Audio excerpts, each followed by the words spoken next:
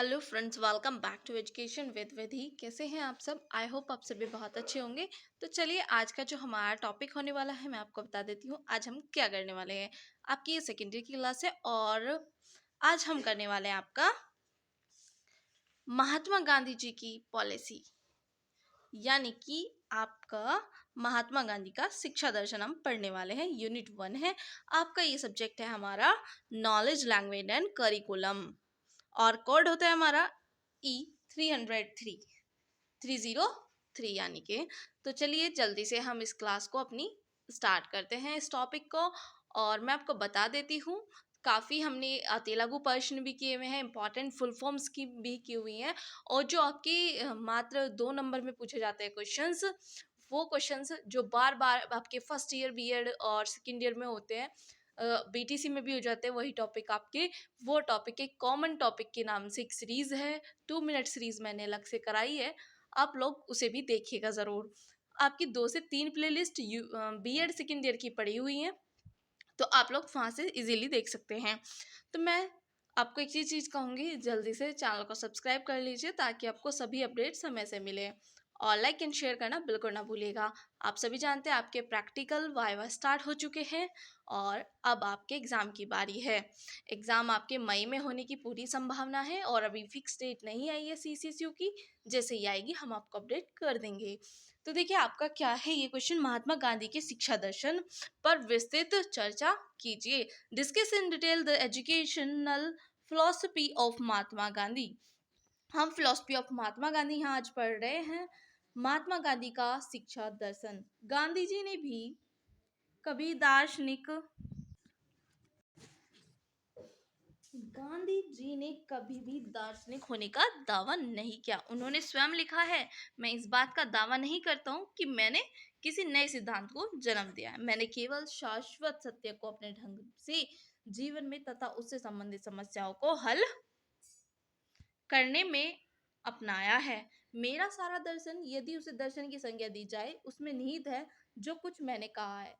आप उसे गांधीवाद न कहें क्योंकि उसमें कोई वाद नहीं है, फिर भी इस युग पुरुष के विचार विश्व के किसी भी दार्शनिक से कम महत्व नहीं रखते। गांधी जी के दार्शनिक विचारों का अध्ययन हम 2 रूपों में करते हैं। पहला कौन सा है? आपका आध्यात्मिक एवं नैतिक विचार, और सेकंड है आपका सामाजिक एवं आर्थिक विचार। तो देखिए, आध्यात्मिक एवं नैतिक विचार के अंदर क्या आता है? आपका पहला पॉइंट आता है सत्य।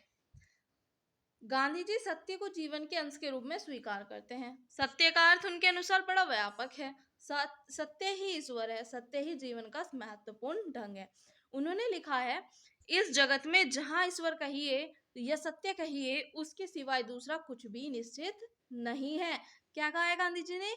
इस जगत में जहां ईश्वर कहिए या सत्य कहिए, उसके सिवाय दूसरा कुछ भी निश्चित नहीं है। वही बात करें हम, वही वहां निश्चितता का ध्यान करना ही गलत मालूम पड़ता है। अगर आप सोचें कि जहाँ ईश्वर है और सत्य है, वहाँ अगर आप सोचें यहाँ पे ये निश्चित हो जाता है, फिक्स्ड हो जाता है, तो ये आपका ध्यान करना ही आपका क्या हो जाएगा? गलत मालूम पड़ता है।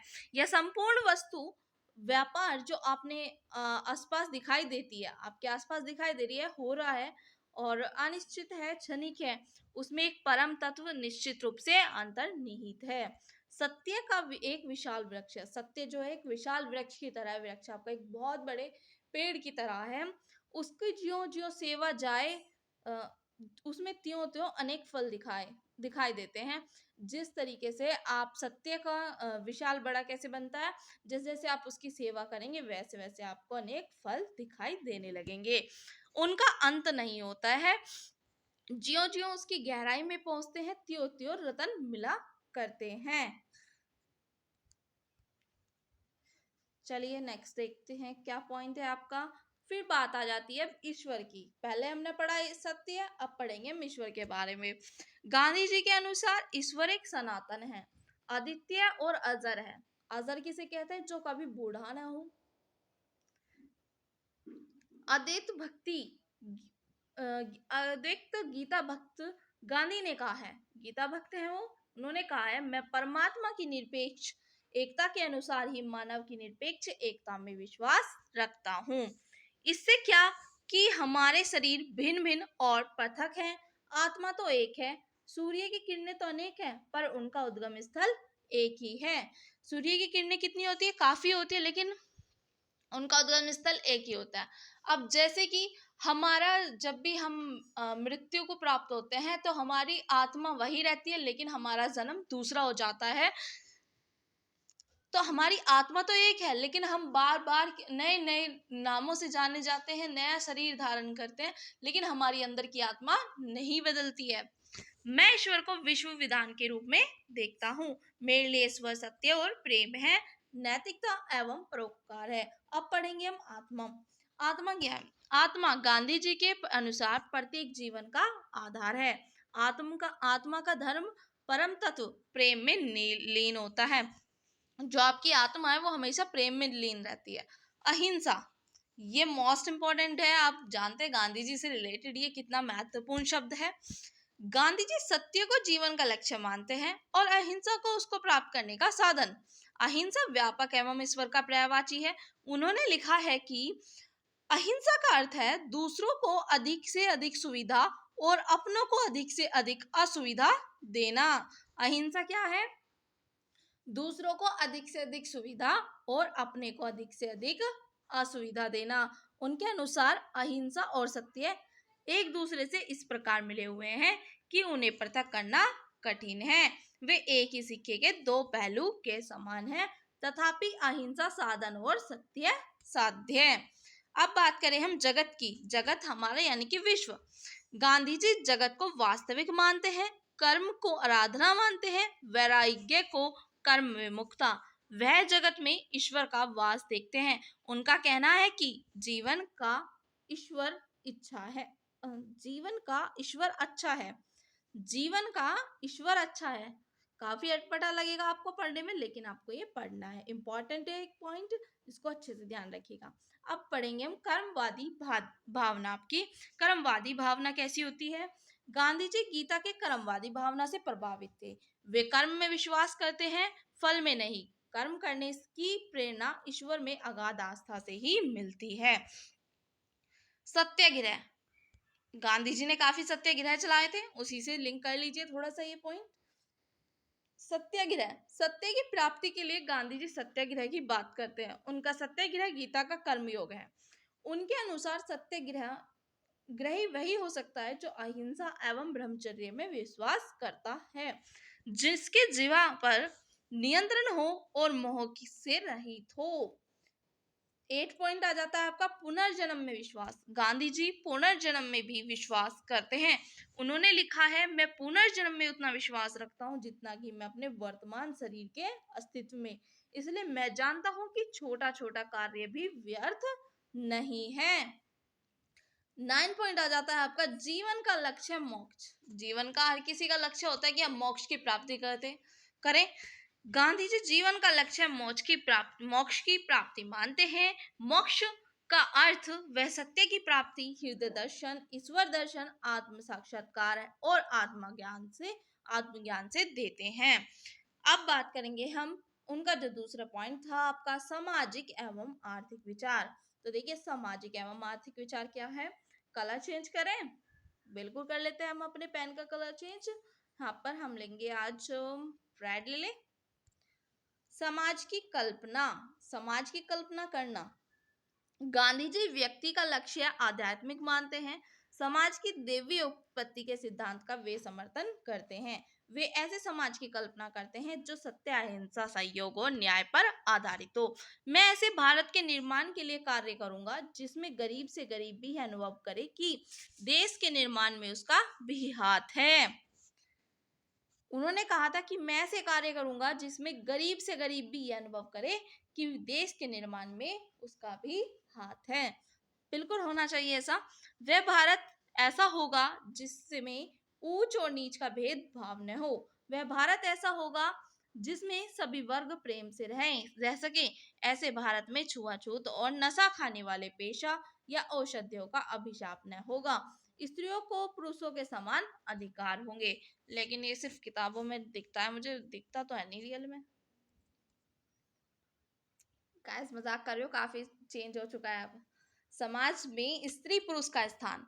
देखिए गांधी जी क्या कहते हैं, उन्होंने कहा कि वो स्त्रियों को ऐसे नहीं देखना चाहते कि छुआछूत ये सब चीजों से मतलब स्त्रियां पुरुषों से पीछे रहें, तो ऐसा उन्होंने अपना भारत नहीं सोचा था। लेकिन आज के समय में गर्ल्स भी अपना उतना ही कर रही हैं, वो बिल्कुल कर दे रही हैं मेंस को, क्योंकि ऐसा नहीं है। अब आपका एक आर्टिकल भी है, आर्टिकल मुझे भी हल्का सा याद नहीं आ रहा है, जिसमें आपको ये प्रायोरिटी वहाँ पे कहते हैं कि वहाँ पे जानबूझकर किया गया है ये, कि अगर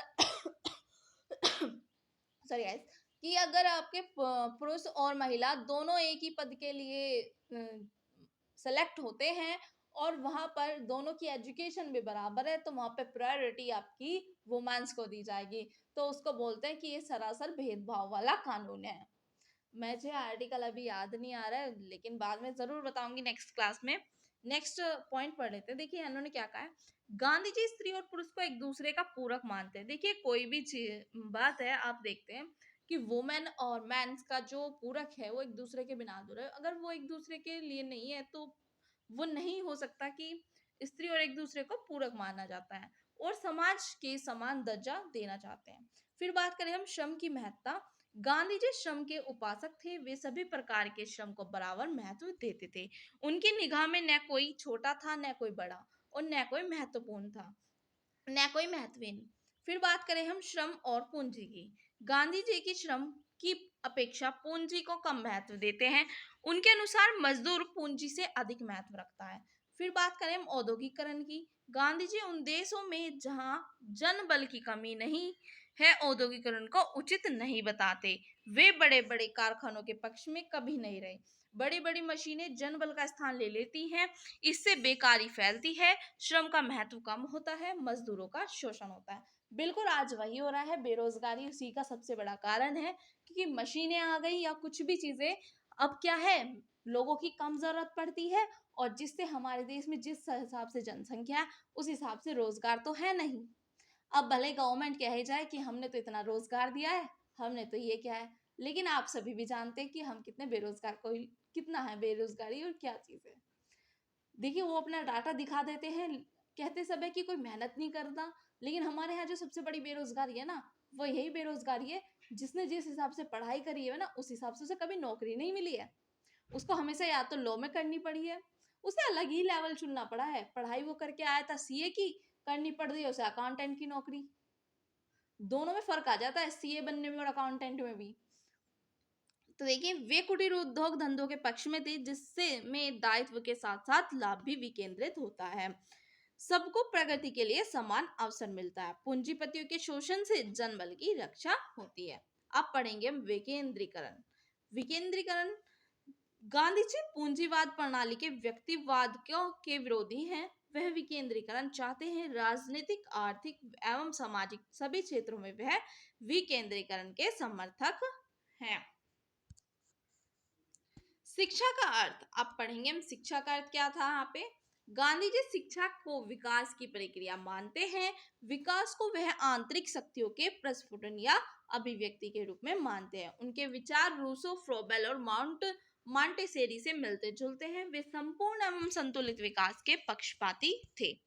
शिक्षा का अर्थ स्पष्ट करते हुए उन्होंने स्वयं लिखा है, शिक्षा, सच्ची शिक्षा वही है जिसे पाकर मनुष्य अपने शरीर, मन और आत्मा के उत्तम गुणों का सार्वजनिक विकास कर प्रकाश में जा सके। साक्षरता न शिक्षा की का आदि है न अंत। वह तो स्त्री और पुरुषों को शिक्षित बनाने के अनेक साधनों में एक साधन है। अपने आप में साक्षरता कोई शिक्षा नहीं है। उन्होंने लिखा है, सच्ची शिक्षा वही है जो बालकों की आत्मिक, बौद्धिक और शारीरिक क्षमताओं को उनके अंदर से बाहर प्रेरित कर और प्रकट करती है। वे संबंध विकास को स्वीकार करते हैं। उनके अनुसार विकास एक दूसरे से संबंध होते हैं। मन का उचित और चतुर्दिक विकास केवल तभी हो सकता है जबकि शुरू से वह बालक की शारीरिक और आत्मिक शिक्षा के साथ हो। वे एक अविभाज्य पूर्णता को बनाते हैं। मेरी समझ में उस व्यक्ति की को सच्ची शिक्षा मिली है जिसका शरीर इतना सधा हुआ है कि उसके काबू में रह सके और आराम तथा आसानी के साथ उसे बताया हुआ काम करे। जिसकी बुद्धि शुद्ध है, शांत और न्यायदर्शी है, जिसका मन प्रकृति के आधारभूत सत्यों से परिपूर्ण है और इंद्रियां अपने वश में है, जिनकी अंतर्वृत्ति शुद्ध है और जो नीचे नीचे आचरण को धिक्कारता है तथा दूसरों को अपने जैसा समझता है, ऐसा आदमी उदार शिक्षा प्राप्त माना जाएगा। जो प्रकृति के नियमों पर चलता है, प्रकृति उसका और प्रकृति का सर्वोत्तम उपयोग करती है। शिक्षा के उद्देश्य क्या रहे हैं? गांधी जी ने शिक्षा के उद्देश्यों में क्या विचार बताए हैं? बालक का सर्वांगीण विकास। तो देखिए, डॉक्टर पटेल ने लिखा है, जल्दी जल्दी से हम क्लास को खत्म करते हैं। डॉक्टर पटेल ने लिखा है, गांधी जी का विश्वास है कि जब तक मस्तिष्क और शरीर का विकास आत्मा की जागृति के साथ साथ न होगा, तब तक पहले प्रकार की एकांगी होगी। पूर्ण मनुष्य का निर्माण करने के लिए इन तीनों का उचित एवं सामंजस्यपूर्ण सम्मिश्रण आवश्यक है। फिर बात करते हैं हम जीवोपार्जन की। गांधी जी शिक्षा के तत्कालिक उद्देश्य के प्रति भी सदैव सचेत रहे। उन्होंने लिखा है, शिक्षा की उपयोगिता की तो मेरी कसौटी यह होगी कि मैं इसे स्वावलंबी बना दूं। 7 साल के अंत में बालकों को इस काबिल हो जाना चाहिए कि वे अपनी पढ़ाई का खर्च खुद अदा कर सके और अपने परिवार के कमाऊ पूत बन सके। देखिए यहाँ पे क्या इंपॉर्टेंट लाइन लिखी है। तो देखिए, जो ये पूत बन सके, इसमें गर्ल्स के लिए भी अप्लाई होता है। उन्होंने क्या बताया? 7 साल के अंत में बालक का क्या हो सके, पढ़ाई का खर्च जो है अपना खुद अदा कर सके, इतनी काबिलियत होनी चाहिए। लेकिन ऐसा अभी तो मुझे कुछ दिखता ही नहीं है। 7 साल का बच्चा मम्मी मम्मी करते ही घूमेगा और तो कुछ नहीं होगा। सांस्कृतिक उद्देश्य, मैं शिक्षा के सांस्कृतिक पक्ष को उसके साहित्यिक पक्ष की अपेक्षा अधिक महत्व देता हूँ। इस संस्कृति की झलक तुम्हारे छोटे छोटे निजी कार्यों से मिलनी चाहिए। तुम्हारी आंतरिक संस्कृति की झलक तुम्हारी वाणी से आनी चाहिए। फोर्थ पॉइंट की बात करें, आत्म जागरण। जब तक शरीर और मन के विकास के साथ साथ आत्मा का जागरण नहीं होगा, तब तक शरीर और मन का जागरण अपूर्ण रहेगा। उन्होंने आगे लिखा है, आत्मा की शिक्षा स्वयं में एक महान कार्य है। यह चरित्र निर्माण में तथा ईश्वर प्राप्ति अथवा आत्म साक्षात्कार में सहायक है। चरित्र निर्माण, गांधी जी उत्तम चरित्र का निर्माण शिक्षा का एक महत्वपूर्ण लक्ष्य मानते थे। विद्यार्थियों को आत्मनिरीक्षण करना चाहिए और अपने व्यक्तिगत चरित्र की देखभाल करनी चाहिए। समस्त ज्ञान का उद्देश्य चरित्र निर्माण होना चाहिए। 6 पॉइंट, आध्यात्मिक स्वतंत्रता। गांधी जी सविद्या या व्यमक्ते के समर्थक थे। उन्होंने इसका अर्थ स्पष्ट करते हुए कहा था, इसका अभिप्राय है कि ज्ञान वही है जो मोक्ष की ओर ले जाता है। इस सिद्धांत के अनुसार महानता में लघुता सन्निहितता रहती है। राष्ट्रीय स्वाधीनता और भौतिक स्वतंत्रता आत्मिक स्वतंत्रता में ही निहित है। अतएव शिक्षा संस्थाओं में जो ज्ञान प्राप्त किया जाता है, उसे इस प्रकार की स्वतंत्रता के लिए पथ प्रदर्शन करना चाहिए। गांधी जी के इन उद्देश्यों में उनके दार्शनिक विचारों की स्पष्ट छाप है। आर्थिक स्वावलंबन, सामंजस्यपूर्ण सार्वजनिक विकास। अब बात करें हम करिकुलम की, आपका पाठ्यक्रम की। उपयुक्त उद्देश्यों की प्राप्ति के लिए गांधी जी ने उन्हीं के अनुकूल पाठ्यक्रम की संरचना पर बल दिया। उनके पाठ्यक्रम संबंधी विचार संक्षेप में निम्नलिखित थे। पहला, उपयोगिता। वे ऐसे पाठ्यक्रम के हिमायती थे जो बालकों को मात्र पुस्तकीय ज्ञान ही न दे, बल्कि उनका सार्वजनिक विकास करे, उनके सामाजिक जीवन में भी उपयोगी हो। जैसे उन्होंने कहा, छात्रों को आत्मनिर्भर बना सके, उन्हें परिवार का कमाऊ सपूत बना सके, इसलिए वे पाठ्यक्रम में हस्तकौशल को प्रधान स्थान प्रदान करते हैं। यह उन्हें छात्र जीवन में ही नहीं, सामाजिक जीवन में भी आत्मनिर्भर बनाएगा। सेकंड बात करें, हस्तकौशल की रचनात्मक एवं क्रियात्मक शिक्षा से छात्रों में सामाजिक गुणों का भी विकास होगा। उनमें परस्पर मिलकर काम करने, एक दूसरे के महत्व को स्वीकार करने, सहयोग, सहानुभूति एवं सहकारिता के विकास की पूरी संभावना रहेगी। ऐसे पाठ्यक्रम के शोषण रहित एवं न्यायपूर्ण समाज का निर्माण होगा। सेकंड पॉइंट उन्होंने कहा, मनोवैज्ञानिकता। आपका गांधी जी पाठ्यक्रम के बालकों की रुचि प्रवृत्ति व्यक्तिक विभिन्नता पर आधारित करना चाहते थे। क्रियात्मकता, गांधी जी पुस्तकीय शिक्षा एवं उससे प्राप्त ज्ञान को शिक्षा नहीं मानते थे। उनके अनुसार शिक्षा क्रियात्मक होनी चाहिए, जो छात्रों को अपनी रुचि एवं इच्छा अनुसार क्रियाशील रख सके। गांधी जी हस्तकौशल को इसका उत्तम आधार मानते हैं। सहसंबंध, कोरिलेशन क्या था? गांधी जी सहसंबंध की आधुनिक वैज्ञानिक धारणा के समर्थक हैं। विषयों में सहसंबंध वह क्राफ्ट के द्वारा स्थापित करते हैं। और आपकी आज ये क्लास यहीं पर समाप्त होती है। Thank you so much. मिलते हैं नेक्स्ट डे नेक्स्ट टॉपिक के साथ और जल्दी से सब्सक्राइब कर लीजिएगा। Thank you so much. Bye bye.